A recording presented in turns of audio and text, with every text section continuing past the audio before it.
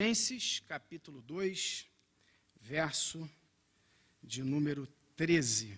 Filipenses 2, verso de número 13. Eu vou falar sobre o poder de Deus e o poder de Deus operando em nosso meio.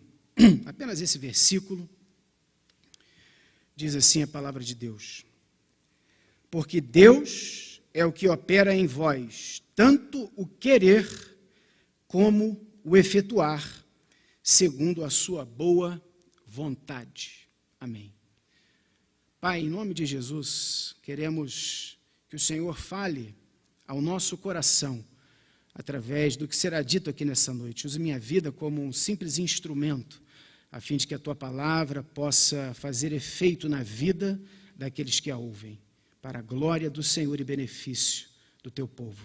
É a nossa oração, em nome de Jesus. Amém. Muito bem, meus irmãos.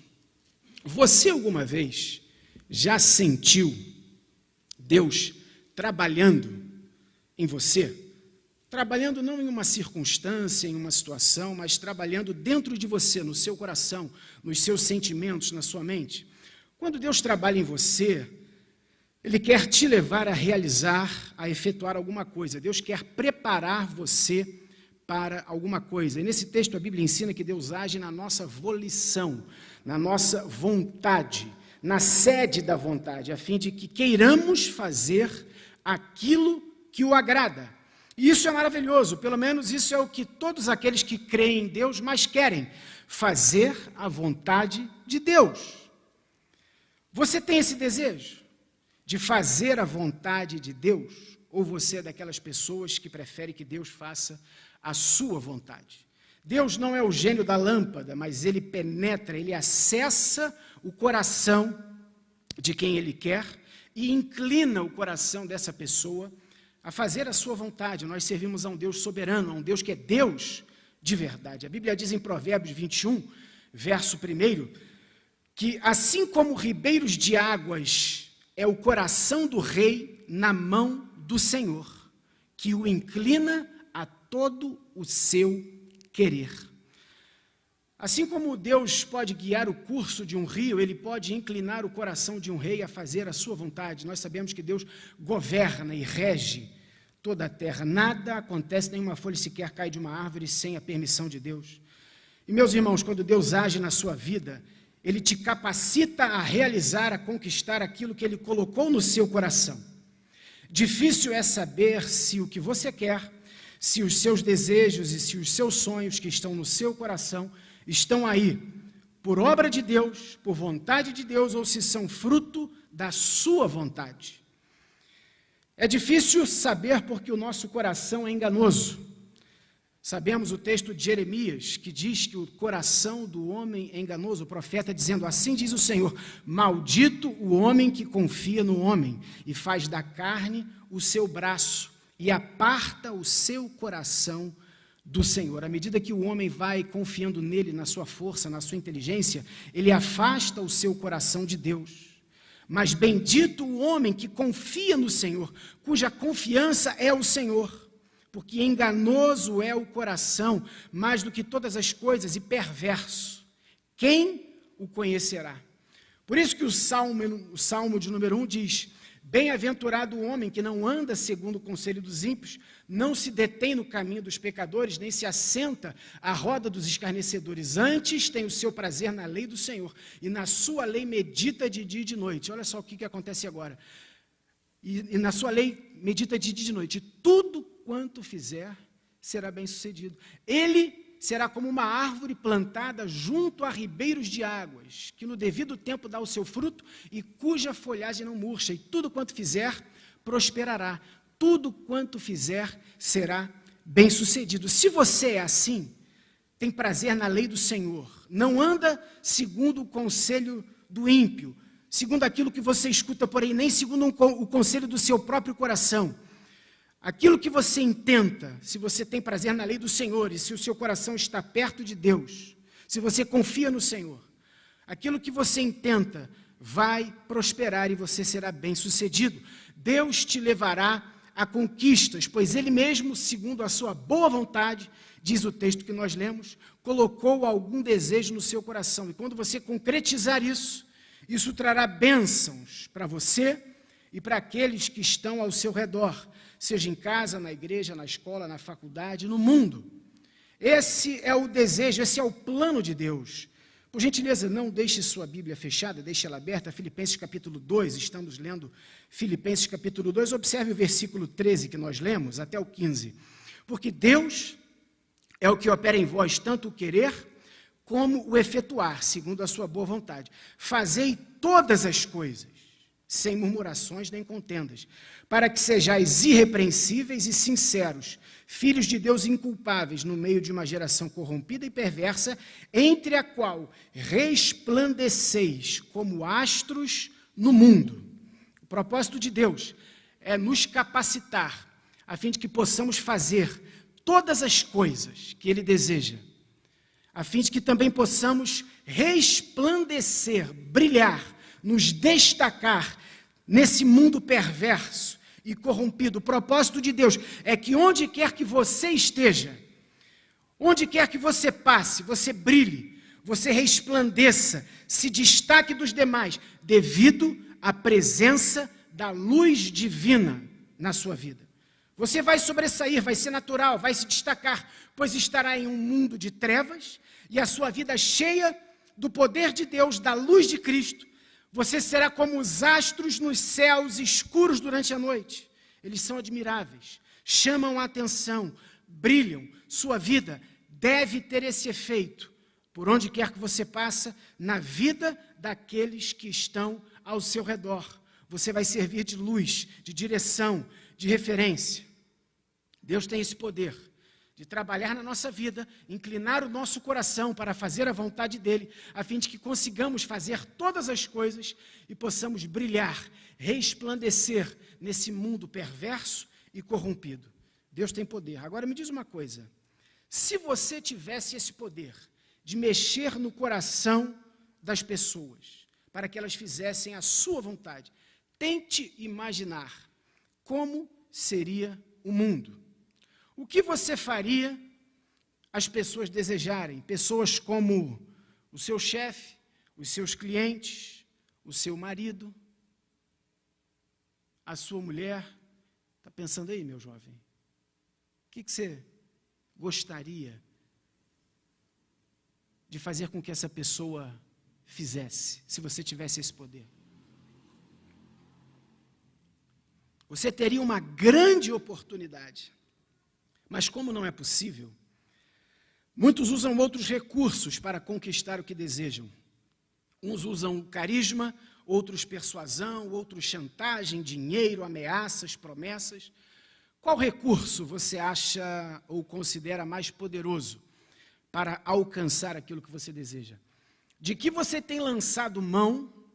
Quais são as suas estratégias? O que você tem feito? De que fonte você tem bebido? A fim de que você consiga alcançar os objetivos e os sonhos do seu coração. Filipe II foi rei da Macedônia. A Macedônia era a região onde a igreja de Filipos, a carta que Paulo escreve, carta essa que estamos lendo, ficava, onde se localizava a igreja de Filipos. Filipe II foi um grande conquistador. Ele tinha um talento, estratégias, um talento incrível, uma energia incansável e grande determinação. E ele usava ouro para conquistar aquilo que os seus olhos viam. Ele dizia assim: nenhuma fortaleza é intransponível se você vier a ela com um jumento carregado de ouro. E assim, o seu ouro se espalhou pela Grécia, sempre à frente do seu exército, abrindo mais portões, derrubando mais muros do que as catapultas e seus soldados. Filipos fica hoje no território da Grécia, como eu disse, e ela pertencia aos trácios, e foi conquistada por Filipe II. Por isso ele deu esse nome a essa região, por isso essa cidade se chama Filipos, em homenagem a Filipe II, que deu o seu nome à cidade. Os historiadores dizem que ele chegou a produzir mais de 1000 talentos de ouro por ano, extraindo ouro, extraindo as riquezas minerais dessa região. Isso em valores de hoje daria mais ou menos 60 milhões anuais. O que você acha? 60 milhões por ano. Parte do ouro era para equipar o seu exército e parte do ouro para colocar no lombo dos seus jumentos, a fim de subornar reis, a fim de conquistar e subornar. Seu domínio se expandiu muito, depois que seu filho, Alexandre o Grande, ele era pai de Alexandre o Grande, então o reino dele expandiu-se muito mais depois que Alexandre o Grande assumiu o trono. Mas Filipos foi reduzido a um pequeno povoado, depois de ter as suas riquezas totalmente esgotadas por Filipe II. Depois de muitos anos, a cidade de Filipos foi conquistada pelo Império Romano e se tornou uma colônia do Império. O que eu aprendo com isso?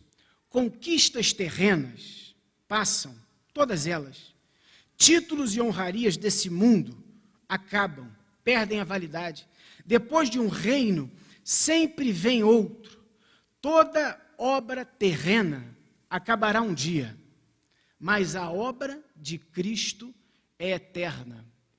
Se você olhar Filipenses 1, versículo de número 6, o apóstolo Paulo diz assim: tendo por certo isto mesmo, que aquele que em vós começou a boa obra, a aperfeiçoará até o dia de Cristo Jesus.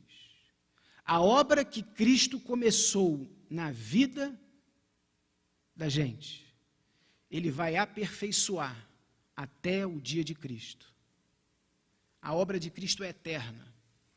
Quando Ele terminar essa obra e aperfeiçoar-nos, estaremos com Ele para sempre. Você é determinado? Você gosta de desafios? Você pretende evoluir na vida, crescer como pessoa, como ser humano, alcançar lugares mais altos?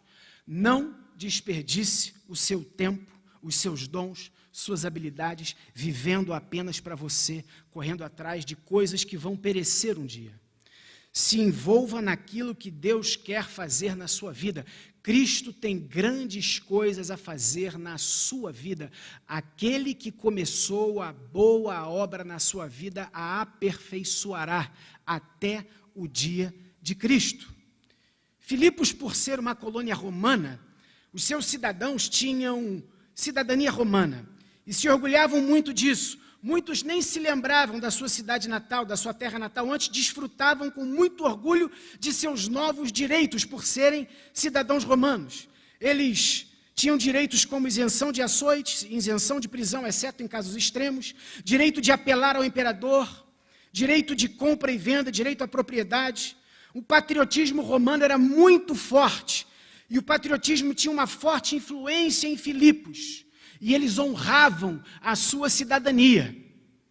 Por isso, talvez, o apóstolo Paulo, em Filipenses 1, 27, olhe para a sua Bíblia, diz assim: somente deveis portar-vos dignamente conforme o Evangelho de Cristo. Aqueles cidadãos viviam de maneira honrada, viviam dignamente como cidadãos romanos. Mas o apóstolo Paulo está dizendo: vivam de modo digno do Evangelho, não do modo digno de Roma, que tinha como atração anual, por exemplo, a visita do imperador à cidade, que era aguardada com ansiedade. Mas o que nós esperamos, o que vocês esperam, por isso Paulo escreve essa carta à igreja, o que nós esperamos não é a visita do imperador, o que nós esperamos, Filipenses 3:20, olhe para a sua Bíblia, mas a nossa cidade está nos céus, de onde também esperamos o Salvador, o Senhor Jesus Cristo. Por isso, vivam de modo digno do Evangelho. Seja um bom cidadão, honre os seus compromissos, seja um excelente homem, uma excelente mulher, uma pessoa íntegra. Viva de modo digno da sua cidadania, mas não esqueça da sua cidadania celestial. Você não é daqui, nós não somos daqui, a nossa cidade não é daqui, vem do alto, de onde aguardamos o nosso Senhor. Nesse texto, Paulo faz um paralelo entre a cidadania terrena e celestial. Muitos estão tão acostumados e apegados ao mundo que esqueceram, como aqueles cidadãos, a sua terra natal. Muitos esqueceram o céu, estão tão envolvidos e presos, emaranhados com as coisas terrenas que fazem pouco caso do céu. São bons cidadãos, como eu disse, mas como cidadãos dos céus, misericórdia. Parece que foram expatriados definitivamente. Por isso o apóstolo Paulo também escrevendo aos Colossenses, vire uma ou duas páginas, Colossenses capítulo 3, versículo número 1, diz assim: portanto, se já ressuscitastes com Cristo, buscai as coisas que são de cima, onde Cristo está sentado à destra de Deus. Pensai nas coisas que são de cima, não nas que são da terra. Meus jovens, nenhuma posição humana, nenhuma recompensa, nenhum esforço empreendido para conquistar algo nessa terra, por melhor que seja, se compara aos benefícios que temos da nossa cidadania celestial. Filipos era também uma importante cidade política, geográfica e comercialmente falando. Era também um centro religioso com muitas religiões e deuses. Por isso Paulo, ele se dirige a essas cidades, a esses centros, porque são de fáceis acesso e o evangelho podia se expandir para outros lugares. Estrategicamente, ele se dirigia a esses lugares. A vida religiosa na cidade de Filipos era uma mistura de deuses dos panteões romano e grego, e o pano de fundo era a religião dos trácios, que adoravam Ártemis, além da religião imperial de culto ao imperador. Perceba o sincretismo, a mistura de religiões, a quantidade de deuses, e é nessa cidade que Paulo fundou a primeira igreja da Europa, a igreja de Filipos, e agora preso, ele escreve essa carta para os irmãos, que precisavam muito do poder de Deus em suas vidas, para que brilhassem em meio àquela geração corrompida e perversa. De fato, uma das coisas mais preciosas que nós podemos experimentar na nossa vida é o poder de Deus em nossos corações e em nossas mentes, nos levando a brilhar e a fazer a sua vontade. Quando a Bíblia diz que Deus opera em vós, a Bíblia está dizendo que Deus empenha energia, a palavra energon. Deus está envolvido, Deus está trabalhando, Deus está em atividade em você. E Ele faz isso para levá-la a fazer a vontade dEle. Do que adianta termos vontade de fazer o que é certo, se não conseguimos, se não acertamos, se falhamos? Esse texto traz esperança para nós, pois ele mostra que é possível termos o desejo certo e conseguirmos realizar aquilo que é certo. Esse é o dilema de muita gente. Querem agradar a Deus, sabem o que deve ser feito, mas não conseguem. Conseguem bem, começam bem, mas sempre tropeçam em alguma coisa.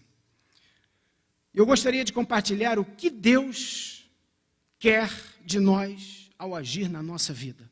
Em primeiro lugar, Deus age em nós, pois Ele quer que sejamos mais unidos. Observe a sua Bíblia, versículo número 2, de Filipenses, capítulo 2.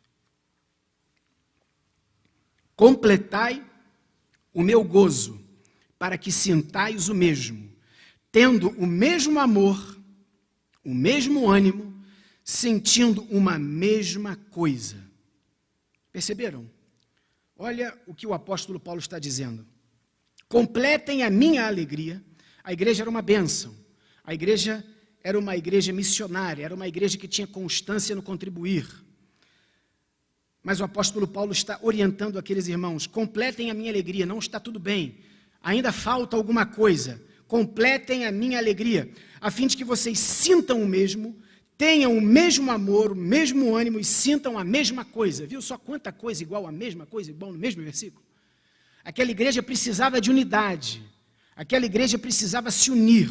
E quando Deus age na nossa vida, Ele quer trazer unidade para nós como igreja, como irmãos, como amigos, como seres humanos. Como eu disse, a igreja era uma igreja missionária, a igreja sustentava o apóstolo Paulo. Filipenses 4, versículo 10, e vistes, Filipenses 4:10, ora, muito me regozijei, o apóstolo Paulo falando, 4:10, muito me alegrei no Senhor, por finalmente vocês reviverem a sua lembrança de mim, pois vocês já tinham lembrado, mas não tinham tido oportunidade. 14. Todavia fizestes bem em tomar parte na minha aflição. E bem sabeis, ó Filipenses, que no princípio do Evangelho, quando eu parti da Macedônia, quando eu fui embora, eu estive com vocês, quando eu fui embora, nenhuma igreja comunicou comigo com respeito a dar e receber, senão somente vocês. Nenhuma outra igreja ajudou Paulo, sustentou, ofertou, mandou ofertas de missões para Paulo, senão somente vocês. 16, porque também uma e outra vez me mandastes o necessário para Tessalônica. Era uma igreja que tinha visão missionária, era uma igreja que apoiava missões, que amava missões. Filipenses 1:5, olha só, Paulo está fazendo menção com a alegria dele nas suas orações pela cooperação no Evangelho, desde o primeiro dia até agora. Aquela igreja era constante, aquela igreja era firme. Desde o primeiro dia até aquele momento que Paulo escreve a carta, aquela igreja caminhava junto com Paulo. Mas, meus irmãos, falta uma coisa: completem a minha alegria, para que vocês pensem o mesmo, sintam o mesmo, tenham o mesmo amor, o mesmo ânimo, sentindo uma mesma coisa.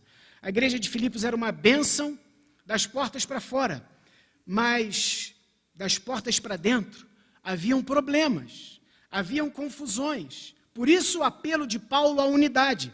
E eu penso que é isso que às vezes acontece conosco. Falta unidade em nosso meio. Vivemos num mundo de individualidades e acabamos por trazer isso para a nossa vida, para a nossa casa, para o nosso trabalho, para os nossos relacionamentos, e isso é verdade na vida de muita gente. Com os de fora, são uma bênção, são solícitos, são maravilhosos. Mas e com os de dentro? Com os de dentro? Como anda a harmonia na sua casa? Como anda a harmonia no seu trabalho? Você está em harmonia com você mesmo? Com os de fora, sempre de bom humor, dispostos a somar? Se discordam, preferem ter razão? Preferem ter razão, não? Como é aquele ditado? Se você discorda, eu prefiro ter paz do que estar certo. Não é assim? Você abre mão, você releva. Mas e com os de dentro? E com os seus? Com aqueles que você lida diariamente? Com a sua família? De nada adianta ser bênção para desconhecidos, para aqueles com quem você não tem tanta intimidade, e deixar de lado aqueles que são seus. Muito provavelmente havia disputas naquela igreja. Havia disputas em diversas esferas naquela igreja, e assim como pode existir disputas em diversas esferas da nossa vida. A grande questão é pelo que nós estamos disputando. Filipenses 1, 15, 16 e 18 diz assim, o apóstolo Paulo: verdade é que também alguns pregam a Cristo por inveja e contenda, mas outros de boa vontade. Uns, na verdade, anunciam a Cristo por contenção, não puramente, julgando acrescentar aflição às minhas prisões. Mas que importa, contanto que Cristo seja anunciado de toda maneira, ou com fingimento ou em verdade, nisto me regozijo e me regozijarei ainda. Meus irmãos, pregadores, pessoas pregando o Evangelho, mas eles estavam pregando com motivações diferentes, motivações erradas. Uns pregam por inveja, outros por contenda, achando que estariam acrescentando mais dor. Paulo já estava preso, achando que isso iria afetar o apóstolo Paulo. Pessoas usando a pregação do Evangelho para afetar o apóstolo que estava preso. Motivações erradas. O antídoto para a desunião é a unidade do pensar. O antídoto para a desunião é a unidade no pensar. Por isso que o apóstolo Paulo diz, nesse versículo 2, completai o meu gozo para que sintais o mesmo. A palavrinha aí é fronel, é pensar. Pensem o mesmo. A Bíblia nos orienta e nos ordena a pensarmos a mesma coisa. Você sabia disso? Nós precisamos pensar a mesma coisa.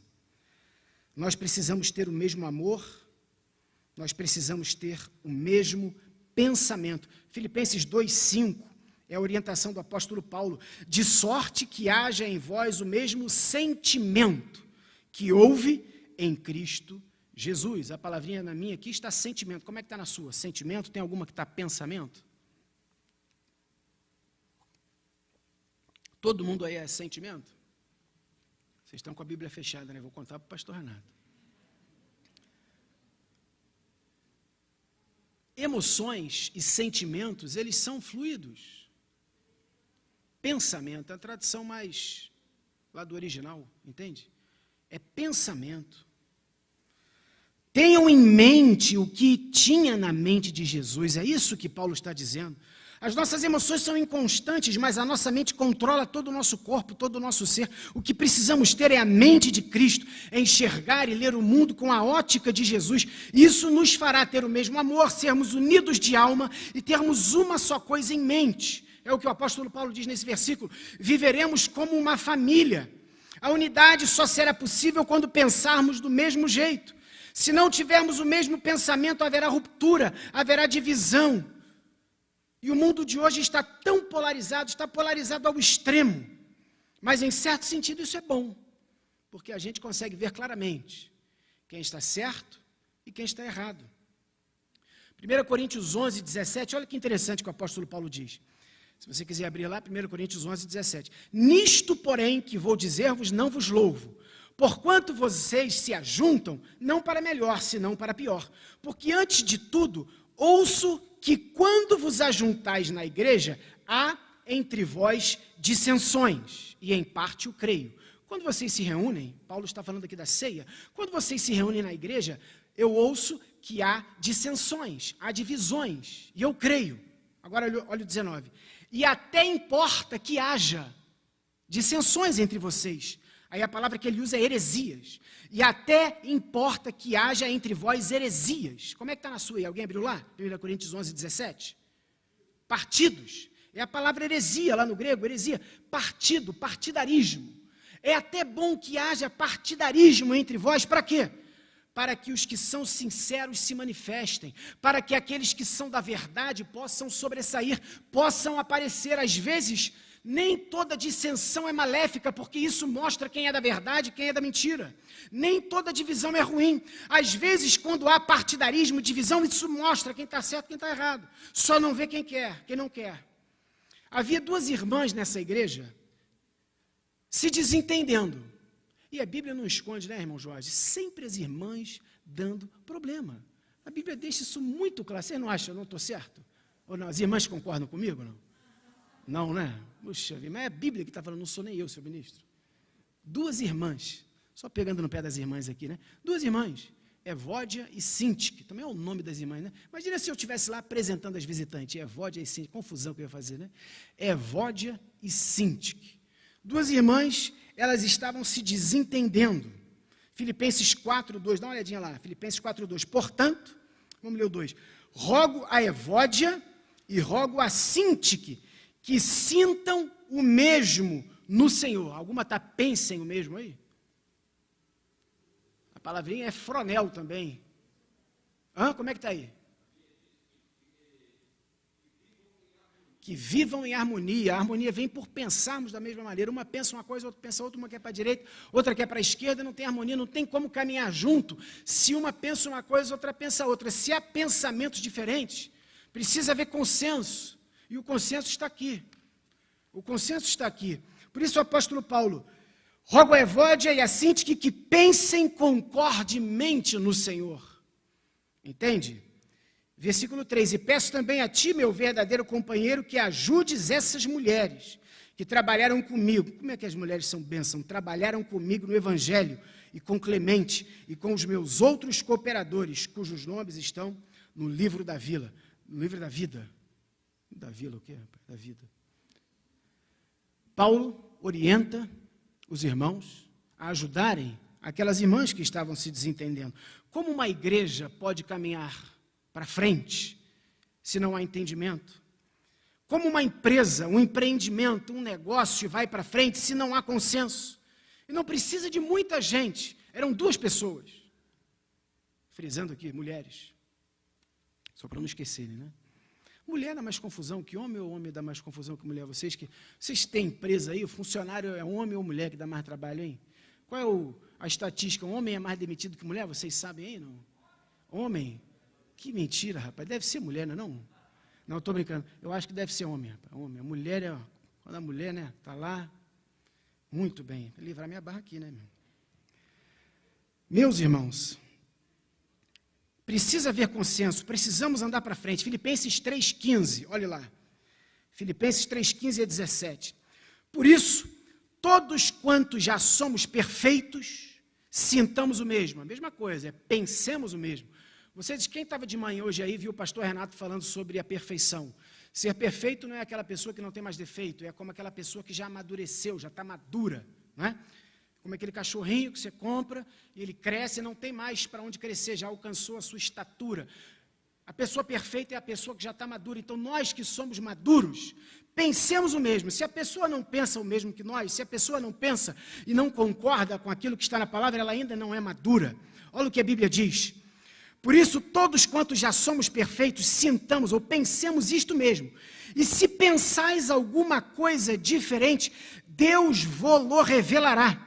Mas naquilo que já chegamos, andemos segundo a mesma regra e pensemos o mesmo. Sede também meus imitadores. A palavra é mimité, mímica. A pessoa faz a mímica, a outra imita. É no sentido de imitar mesmo, porque nós precisamos andar juntos, unidos. A empresa, por exemplo, precisa ter a mesma visão. Você precisa criar os seus filhos na mesma visão, ensinando-os a amar a Deus, a temer ao Senhor, a respeitar as pessoas. Precisamos desenvolver essa visão nas pessoas e precisamos estar unidos no pensar. Precisamos, como eu disse, andar para frente, prosseguir, avançar. Devemos andar com gente que pensa igual a gente. Deus trabalha na nossa vida, a fim de que possamos ter harmonia, a fim de que possamos em unidade caminhar juntos no pensar. Precisamos, onde estamos, caminhar unidos, sabendo para onde estamos indo. Precisamos de liderança firme, que nos oriente, nos dê direção às nossas vidas. Paulo, escrevendo à igreja de Filipos aqui, uma igreja ainda jovem, né? Filipenses 1, verso 1. Paulo e Timóteo, servos de Jesus, a todos os santos em Cristo Jesus, que estão em Filipos, com os bispos e diáconos. Vê que já tinham bispos e diáconos, liderança, bispos, né, episcopos, supervisores, e os diáconos, os servos, aqueles que cuidavam da administração, eram oficiais da igreja, uma igreja já estabelecida com a sua liderança. Então nós precisamos de liderança, de orientação clara, uma direção a seguir. Se você não tem direção, se você não tem meta, não tem objetivo, não sabe onde você quer chegar, você vai ficar andando em círculo. E assim é com tudo na vida, precisamos estar unidos no pensar. Caso contrário, você vai ficar para trás, você vai ficar parado, a sua vida vai ficar atracada, você não vai se mexer. Assim é na igreja, assim é na vida. O mundo dos negócios também conhece esse poder, o poder da unidade. Veja as grandes empresas, as franquias. Onde quer que você vá, o ambiente é o mesmo, as cores são a mesma, a comida tem o mesmo sabor, o atendimento é o mesmo. Se a empresa não segue um padrão, ela não cria a identidade, não cria a marca, a identidade da marca na cabeça dos clientes. Atitudes que nos fazem progredir são fruto de mentes que são trabalhadas por Deus para serem unidas, para pensarem da mesma forma. Não estou dizendo que você não pode ter sua opinião, que você não pode divergir, que você não pode escolher. Não é isso, não. Vocês estão entendendo o que eu estou querendo dizer? Sim ou não? Bem. Outro texto, 1 Coríntios 1,10. Olha só o que o apóstolo Paulo diz sobre isso. Rogo-vos, porém, irmãos, pelo nome de nosso Senhor Jesus Cristo. Olha só o que ele diz, que digais todos uma mesma coisa, que não haja entre vós dissensões, antes sejais unidos em um mesmo pensamento e em um mesmo parecer. Sejam unidos em um mesmo pensamento e em um mesmo parecer. Precisamos de unanimidade em nosso meio. Uma coisa que você precisa saber. Eu vi um vídeo outro dia aí no Instagram, que agora eu estou chique, né? Estou blogueiro, como dizem, né? Antes eu não tinha Instagram, agora já tenho quase 723 seguidores. Se você não me segue, siga-me, ajude-me. Viu só? Eu quero tanto postar as mensagens bíblicas lá, mas não tem tempo, rapaz. Aí eu só posto umas fotos lá de vez em quando, na academia, sofrendo. Falar nisso, meu carrasco está ali presente. Meu personal, que maravilha. Fica de pé aí, meu jovem, só para apresentar você, ó. Deus abençoe, é o tamanho do braço do homem, rapaz. Sua esposa está ali, depois eu apresento. né? Aí eu posto umas fotos, quero postar umas fotos lá, mas não consigo. Mas, enfim, por que eu falei do Instagram aí? Por que eu falei? Vai fazer graça, tá vendo? Eu vi um vídeo no Instagram, muito bem. Eu vi um vídeo no Instagram, eu queria falar para vocês. Um rapaz falando, dizendo assim, nem toda subtração diminui. Na matemática, sim, mas na vida e no reino, não. Muita gente pode sair da sua vida e isso ser um acréscimo. Pode ser que você precise diminuir para crescer. Às vezes, pessoas do seu lado estão sugando as suas energias, sugando as suas forças, porque não pensam igual, não têm o mesmo propósito, o mesmo objetivo. E quando elas se vão, as coisas começam a andar. O contrário também é verdade. Às vezes você está sozinho, ou com pouca gente do seu lado, e às vezes chega alguém para ajudar. E às vezes não soma, pelo contrário, te prejudica, porque não pensa como você, não tem a mesma visão. Por isso, nem toda subtração diminui, nem toda adição soma. Matemática é matemática, agora Deus trabalha de maneira diferente. Talvez Deus precise tirar pessoas da sua vida, talvez Deus precise colocar pessoas na sua vida, porque também pode chegar gente que vai agregar, pode chegar gente que vai ajudar você, vai impulsionar a sua vida, vai te dar direção, vai te dar orientação, e vocês vão caminhar juntos.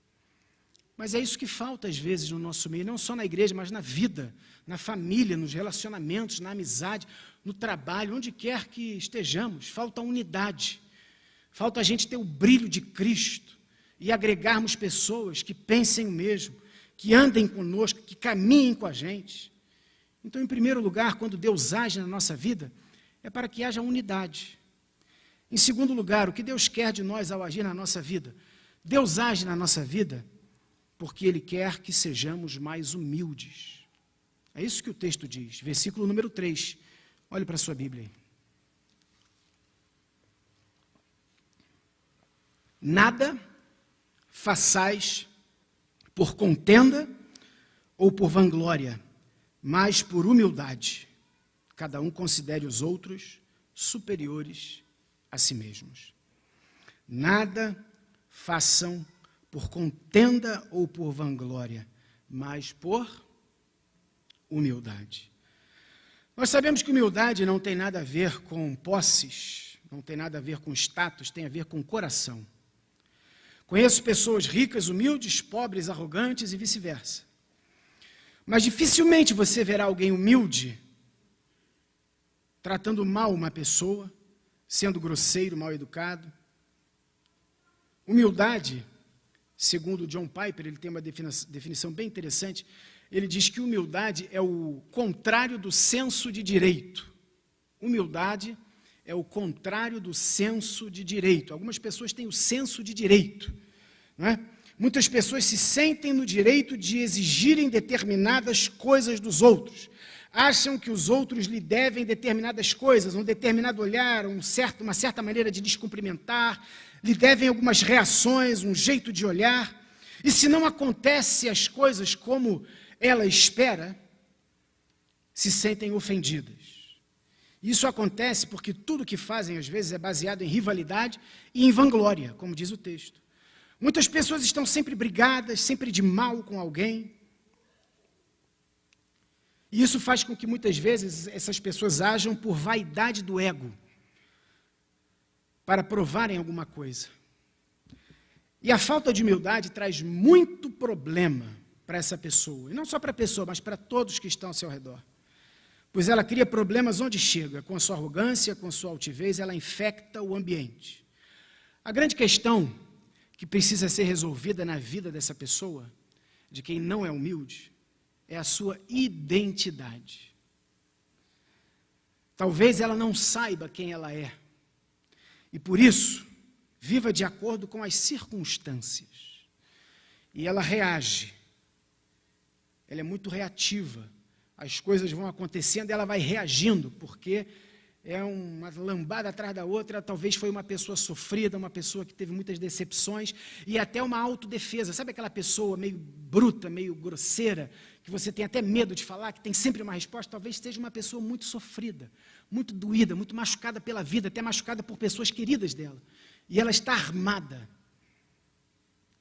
Jesus sabia quem ele era, por isso não teve problema em despir-se da sua glória e tomar a forma de servo, fazer-se semelhante a nós e ser obediente até a morte e morte de cruz. Ele sabia que ele era o Filho de Deus. Então ele não teve problema em ser humilhado, ser ultrajado, ser cuspido, açoitado. Quando ele era ofendido, ele não revidava. Jesus era humilde. E você? Quem é você? Qual a sua identidade? Você sabe quem você é? Qual é o seu propósito na vida? Deus está trabalhando em você? Você está realizando a vontade de Deus ou está correndo de um lado para o outro atrás dos desejos que vão aparecendo no seu coração? Talvez o que nós precisemos é de termos o mesmo pensamento de Cristo Jesus e nos aproximarmos em humildade e contrição dele, a fim de que ele cuide do nosso coração. Como eu disse, muitas vezes ferido pela vida, pelas dificuldades. Mas uma coisa que nós precisamos saber e precisamos fazer é não carregar dentro de nós algo que nós não precisamos. Deixemos esses sentimentos como amargura, raiva, ódio, essas reações impulsivas. Deixemos isso de lado.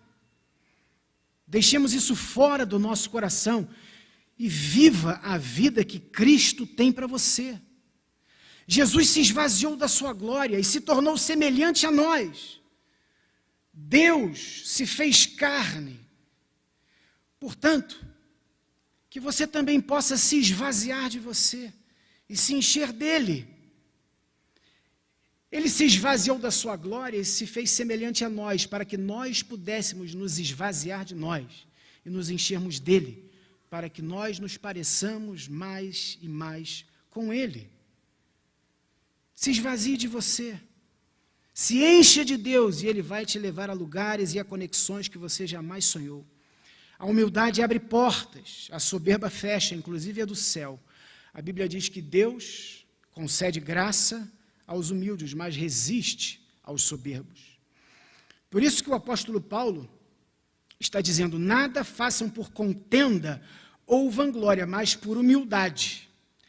E olha que interessante o que ele diz agora: cada um considere os outros superiores a si mesmo. Ah, meu irmão, como isso é difícil para algumas pessoas.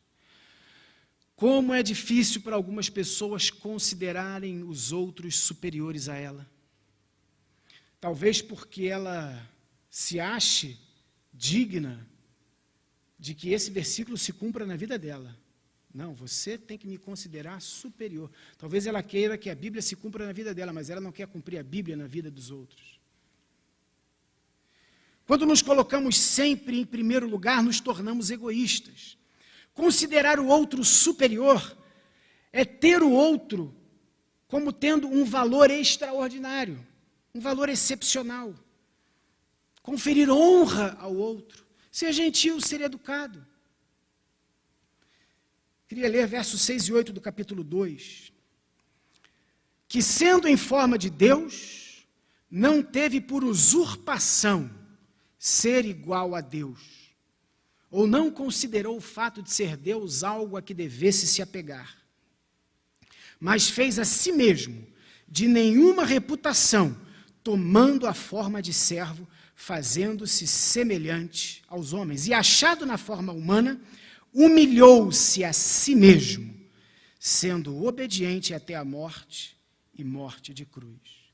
Muitas vezes as pessoas têm a necessidade de se apegar a qualquer coisa que lhes confira honra ou algum senso de status, sobretudo na frente dos outros. Gostam de falar de algumas conquistas, gostam de falar de alguns títulos, se fazem alguma coisa, querem dar um jeitinho das pessoas saberem que foi ele que fez, talvez por terem uma baixa autoestima e elas precisam sentir o seu ego massageado, seja por vergonha. Algumas pessoas querem se apegar a isso. Cristo não, Cristo era Deus e não teve por usurpação. Usurpação é você querer tomar pela força. Cristo não se apegou ao fato de ser Deus. E muita gente se apega a tanta coisa para manter, às vezes, uma vida de aparência. Outros usurpam algo a que não tem direito. Usurpação também é pegar algo, tomar algo a que você não tem direito. Muitas pessoas usurpam coisas que não têm direito a fim de sustentarem uma realidade alternativa. Muitos, ao fazer isso, se sentem melhor. Alguns o fazem por orgulho, outros por vergonha de parecerem não tão nobres. São pessoas que vivem de aparência. Uma vez eu passei por uma situação, eu fui num encontro de ex-alunos do Colégio São Paulo, né? Estudei no Colégio São Paulo um bom período, e eu cheguei lá com o meu carrinho, Ford Focus 2004, meio arranhado. Rapaz, tinha BMW, tinha aqueles carros, eu não sei nem o nome. Eu falei, rapaz, eu acho que eu vou dar marcha ré, vou embora. Fiquei com vergonha, assim, puxa. Aquela coisa humana, sabe, da gente se sentir menor, diminuído, por causa que o outro tem um carro melhor do que o seu. Eu falei, quer saber, aqui, mas não vai embora nada, não. Eu vou lá, e fui lá, comi pra caramba também, no churrasco. Era um churrasco só tinha picanha lá, aproveitei também, né? Encontro de ex-alunos, né? A turma toda lá, eu com meu carrinho lá, velho, tudo do carro lá, na casa de um ex-colega lá. Falei, vou lá. Não tem que ter vergonha de nada não, irmão. Quem você é? Não tem que viver de aparência, não. Você é o que você é. Cristo, no versículo 7, diz a Bíblia, ele fez a si mesmo de nenhuma reputação. Uma coisa que muitos em nossa sociedade valorizamos é a nossa reputação. Imagine sermos mal falados, imagine sermos acusados injustamente, imagine nos verem com pessoas de má fama, as quais estamos tentando ajudar e nos relacionarem com essas pessoas. Cristo passou por isso tudo, mas ele sabia quem ele era. Ele fez-se semelhante aos homens. E aqui é que muitos pecam. Ricardo Plácido, muitos pecam aqui, viu? Muitos pecam aqui. Não querem ser semelhantes aos homens. São, mas não querem ser. Muitas pessoas têm uma inclinação muito grande a esse pecado. Podem se achar superiores e desejarem ser semelhantes a Deus. E aí eles têm algo que eu chamo aqui de síndrome de Deus. Deus se fez semelhante aos homens. E às vezes homens mortais, míseros mortais, querem ser iguais a Deus e se apegam a isso, usurpam isso. Quando a Bíblia diz fazendo-se semelhante aos homens, a Bíblia está querendo dizer que ele foi reconhecido em figura humana. A gente olhava para Cristo e ele era um igual. Ele era Deus, nunca deixou de ser Deus. Mas a gente olhava para ele e víamos igual aos outros. Ao olharmos para certas pessoas, nós reconhecemos como humanas, parecem deuses mesmo. Estão sempre certas, sabem de tudo, não precisam de nada, se consideram superiores, quando questionadas atacam. Onde está a humildade em nosso meio?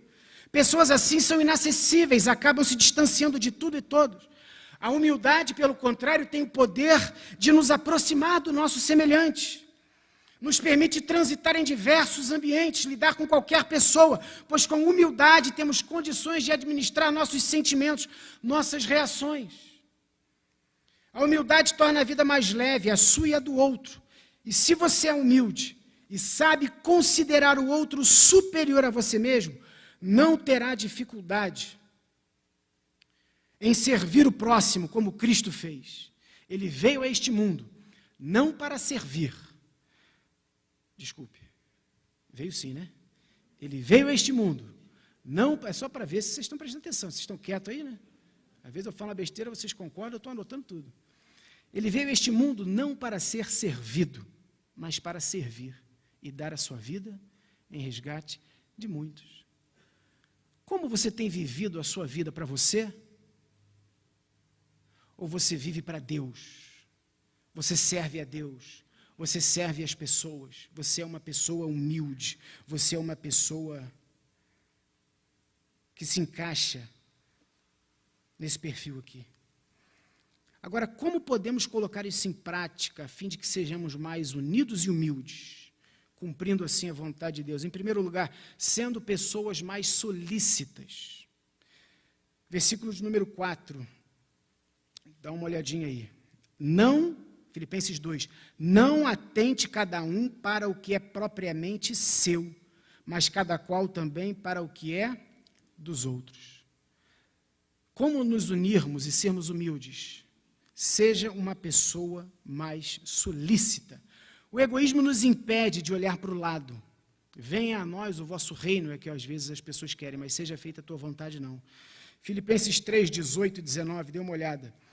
Porque muitos há dos quais muitas vezes vos disse, e agora também digo chorando, que são inimigos da cruz de Cristo, cujo fim é a perdição, cujo Deus é o ventre, e cuja glória é para a confusão deles. O Deus deles é o ventre, é o apetite deles, é a vontade deles. Eles seguem aquilo que eles querem, fazem aquilo que eles querem.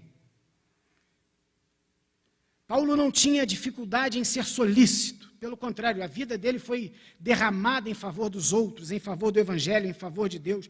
Ele sabia quem ele era e não se abalava com as circunstâncias. Ele sabia onde queria chegar. Filipenses 1,12 diz assim, eu quero, irmãos, que saibais que as coisas que me aconteceram contribuíram para maior proveito do Evangelho. O apóstolo Paulo estava preso. Os comentaristas discordam, uns dizem que era em Éfeso, outro em Roma. O apóstolo Paulo estava preso, não importa onde. E ele diz, irmãos, o que eu quero que vocês saibam é que as coisas que me aconteceram, o que eu estou passando agora, o fato de eu estar preso, isso tem contribuído para o progresso do Evangelho. Olha a mente desse homem, ele não está preocupado com ele não está ensimesmado, olhando para dentro, ele está olhando para fora, preocupado com as pessoas, preocupado com a salvação do mundo, preocupado com a igreja. E ele está preocupado com a sua vida, tendo proveito para o Evangelho. O que está acontecendo comigo? Isso está sendo bom para o Evangelho, porque eu estou aqui na cadeia, estou pregando o Evangelho para a guarda pretoriana. As minhas cadeias se tornaram conhecidas de toda a guarda pretoriana. O apóstolo Paulo estava preso e havia escala de guardas que ficavam ao lado dele. Entrava um guarda, o apóstolo Paulo pregava, saía de lá convertido. Entrava outro, o apóstolo Paulo pregava, saía de lá convertido. E assim o Evangelho se espalhou. Que coisa extraordinária. Aonde quer que você esteja, não importa o que aconteça, não importa o lugar, Deus pode usar a sua vida, não importa a situação na qual você está vivendo. Deus pode usar a sua vida, a questão é, você está disposto? Você quer isso para a sua vida? Como você pode experimentar unidade? Em segundo lugar, não abra mão da verdade e lute por ela. Perceba que eu não disse, não abra mão das suas convicções. Eu disse, não abra mão da verdade. Suas convicções podem estar erradas e se você lutar por elas, pode atrair a você pessoas erradas. Lute para que a verdade prevaleça e você encontrará pelo caminho aqueles que devem caminhar com você. Filipenses 1, 27 diz assim, somente deveis portar-vos dignamente conforme o Evangelho de Cristo, para que quer vá e vos veja, ele estava preso, né? Se eu for e ver vocês, ou quer esteja ausente e ouça acerca de vós, que estáis num mesmo espírito, combatendo juntamente com o mesmo espírito, com o mesmo ânimo, pela fé do Evangelho. Portem-se dignamente do Evangelho e estejam juntos, unidos, combatendo no mesmo espírito pela fé do Evangelho. Pelo arcabouço, pelo conjunto de doutrinas, aquilo que a gente crê, aquilo que a gente acredita, se unam e lutem por isso. Precisamos ser o povo da verdade, ter compromisso com a verdade, pregar a verdade, viver a verdade, sobretudo. Terceiro e último lugar, como podemos experimentar verdadeira unidade e humildade em nossa vida? Terceiro lugar, desenvolvendo a nossa espiritualidade. desenvolva a sua espiritualidade. Versículo de número 12, Filipenses. Olhe para a sua Bíblia aí. De sorte que, meus amados, assim como sempre obedecestes, não só na minha presença, muito mais agora na minha ausência, assim também operai a vossa salvação com temor e tremor. Aquela igreja era uma igreja obediente. Quando Paulo estava lá, Paulo pregou o evangelho. Paulo fundou aquela igreja, a primeira convertida foi Lídia, uma vendedora de púrpura, uma mulher rica, talvez importadora de púrpura. Púrpura era uma tinta encontrada na garganta de um molusco, em Tiatira, na Ásia. Aquela mulher devia ter posses, talvez assumir os negócios do marido, e ela tinha uma casa grande, devia ter uma mansão. Atos 16:40, a gente percebe Paulo lá consolando os discípulos. Uma mulher prosélita, já temia a Deus. E Paulo chega lá, naquele contexto que eu falei para vocês no início, aquele sincretismo religioso, o culto ao imperador. Por isso que eles se reuniam, as mulheres se reuniam fora das portas, perto do rio, porque talvez fossem rechaçadas. Havia perseguição ali, e eles se reuniam fora da cidade. Paulo vai até ela, fora da cidade, até o local de oração, e Paulo prega, e diz a Bíblia, e o Espírito Santo abriu o coração de Lídia para que atendesse o que Paulo falava. E ali aquela mulher se converte, e depois de alguns dias, Paulo indo ao local de oração, sai uma mulher possessa de um espírito de adivinhação. Aquela mulher tinha um espírito de piton, daí vem a palavra pitonisa, de adivinhação, é a palavra lá no original do texto. Aquela mulher tinha um espírito de adivinhação. Ela era provavelmente uma serva. Nós vemos uma mulher rica se convertendo, e agora nós estamos vendo uma serva, uma escrava talvez. Os seus senhores a dominavam, e as pessoas achavam que ela tinha o poder de predizer o futuro. E aquela mulher ia atrás do apóstolo Paulo, dizendo, estes homens são servos do Deus Altíssimo, estes homens são servos do Deus Altíssimo. Chegou um momento que Paulo não aguentou, virou para ela, repreendeu e ordenou que aquele espírito saísse dela, e ela foi liberta. E os senhores de Paulo, vendo aquilo, vendo a sua chance de lucro se esvair, pegam Paulo, levam a água à praça pública, batem em Paulo, açoitam Paulo, os magistrados vêm, prendem Paulo. E durante a noite, próximo da meia-noite, diz a palavra de Deus, Paulo e Silas estão na prisão, depois de serem açoitados, terem os seus pés presos e amarrados, estavam lá no último estágio da cadeia. A cadeia tinha alguns estágios assim, estava lá no pior, lá embaixo, com as mãos e os pés amarrados nos troncos, cantando, louvando a Deus. De repente, um terremoto, um abalo sísmico, todos os presos são libertos. E o carcereiro, que devia estar dormindo numa casa em anexo à prisão, chega, vê tudo aberto, ele já ia se suicidar, porque senão iriam matar ele, era pena, porque ele não tinha guardado os presos. E aí Paulo diz, não faça-lhes mal, estamos todos aqui. E aí Paulo prega aquele homem pergunta, o que posso fazer para ser salvo? Ele crê no Senhor Jesus, tu e tua casa serão salvos. E Paulo prega aquele homem. Assim começou essa igreja, com uma mulher pagã, estrangeira, prosélita, temente a Deus. Essa mulher foi liberta, a mulher que era possessa do espírito imundo, não sabemos se ela se converteu, o carcereiro se converteu, e Paulo começa essa igreja. E nós precisamos entender que viver para Deus não significa ser uma pessoa religiosa. Quando Deus entra na nossa vida, nós recebemos a sua presença em nós e somos levados a conhecê-lo. Somos levados a desfrutar de um relacionamento com Ele. E precisamos desenvolver, operar, trabalhar, produzir, conquistar. É isso que significa a palavra desenvolver a sua salvação. Catergados, é um verbozinho esquisito. Produzam, operem, desenvolvam, executem, participem. Ser crente não é ficar sentado sem fazer nada, pelo contrário, é conhecer a Deus, é ler a palavra, é orar, é buscar ao Senhor, é desenvolver a sua vida, é crescer, é se tornar maduro.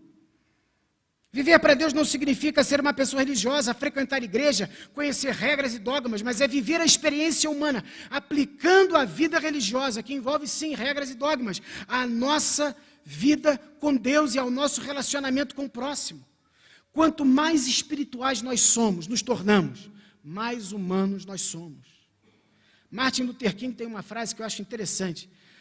Nós aprendemos a nadar como os peixes, aprendemos a voar como as aves, mas não aprendemos a viver como irmãos.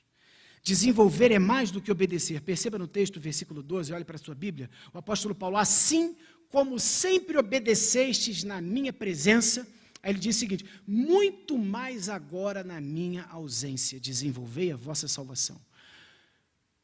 Desenvolver é mais do que obedecer. O apóstolo Paulo lá, eles obedeciam, agora Paulo não estava, e ele diz, muito mais agora. Há uma urgência, irmãos, de que nós venhamos a desenvolver a nossa espiritualidade. Muito mais agora, desenvolvam a vossa salvação. Paulo está dizendo, andem com as pernas de vocês. Não usem muletas e bengalas espirituais. Não se limitem a vir à igreja, não se limitem a assistir escola dominical. Busquem a Deus, sirvam a Deus, leem a Bíblia em casa, orem a Deus em casa. O apóstolo Paulo fazia isso. E orienta a igreja a fazer isso. Filipenses 3, 12 a 14. Filipenses 3, 12 a 14 diz assim, não que já tenha alcançado ou que já seja perfeito, mas prossigo para alcançar aquilo para o que eu também fui preso por Cristo. Irmãos, quanto a mim, não julgo que o haja alcançado, mas uma coisa faço, é que esquecendo-me das coisas que atrás ficam e avançando para as que diante de mim estão, prossigo para o alvo, para o prêmio da soberana vocação de Deus em Cristo Jesus. O apóstolo Paulo está avançando, não que eu já haja alcançado, mas eu avanço. Não fique parado, desenvolva a sua espiritualidade. Venha para a igreja, ouça a palavra de Deus, participe das reuniões, se integre, mas viva a sua espiritualidade fora daqui. Que ser crente aqui é uma maravilha. Os irmãos conhecem o pastor Mauro aqui, que maravilha. Eu quero ser uma maravilha do lado de fora. Fica quieto, hein, Camila? Fala nada não. Entende? Eu quero ser uma maravilha lá para dentro de casa. Outro dia, irmão Jorge, eu estava conversando, pensando lá em casa, de vez em quando as crianças tiram a gente do sério, né? Não sei de vocês, a minha de vez em quando acontece alguma coisinha que a gente fica meio nervoso, né? Nada demais, né? Mas olha que interessante, né? Irmão Jorge vai me excluir da igreja agora. Mas o Bud, Ricardo, Bud, sabe o Bud? Meu cachorrinho, Bud, né? Rapaz, eu nunca dei uns gritos, umas coisas com Bud, umas varinhadas no Bud. Se eu estou lá no banho, saindo do banho, o Estevão está lá no meio do banheiro, lá, fazendo as coisas lá, sabe? E eu, dá licença, não sei o quê. Agora o Bud, eu vou tomar banho, ele é bem grudadinho comigo, né?